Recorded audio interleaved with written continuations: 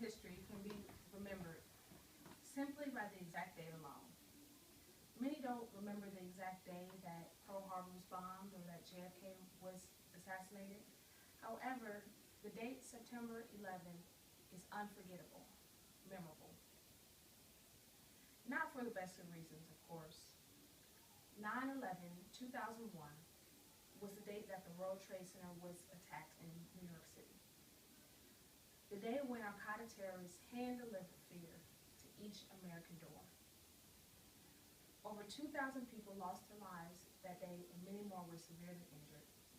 Yet something beautiful emerged from such a dark day. Tremendous heroism, bravery, and patriotism. Many of us watched as we saw in the news stories of selfless people who risked their lives in order to save others. This is the legacy that lives on. The legacy of Benjamin Clark, the 39-year-old husband and father who was a chef working in the South Tower that day. He reportedly helped hundreds of people escape from the burning building, clearing his entire 96th floor. His mother noted in a recent interview that Clark was the only one who did not escape that day. He could have, but instead he chose to stay behind and to help others.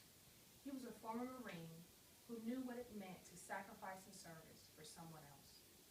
Clark showed great heroism, bravery, and patriotism. Or consider the legacy of Moira Smith. She was an NYPD veteran, wife, and mother, who was one of the first officers to arrive on the scene after the first plane hit. She took with her tremendous courage as she rescued so many from the towers.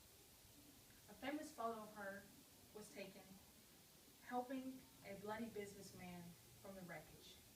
And just minutes later, she went back inside as the building collapsed and she lost her life.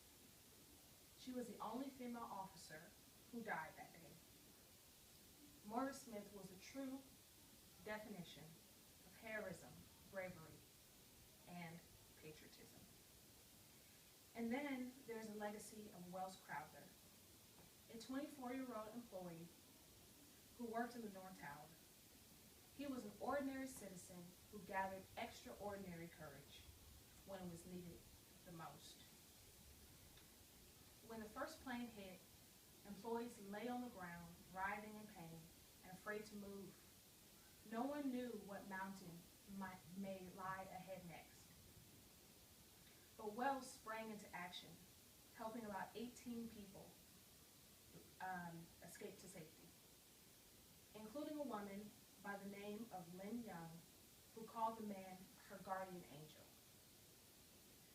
This is because without him, she said, I would have died.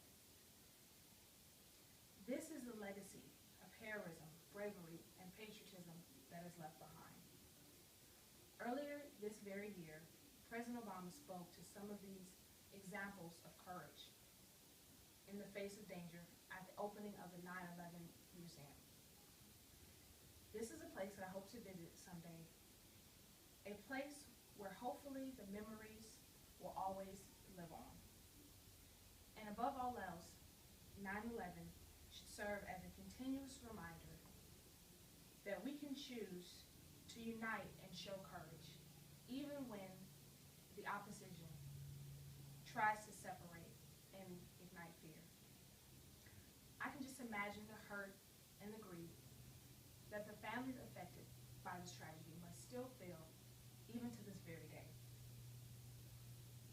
Hopefully, it is some condolence that their loved ones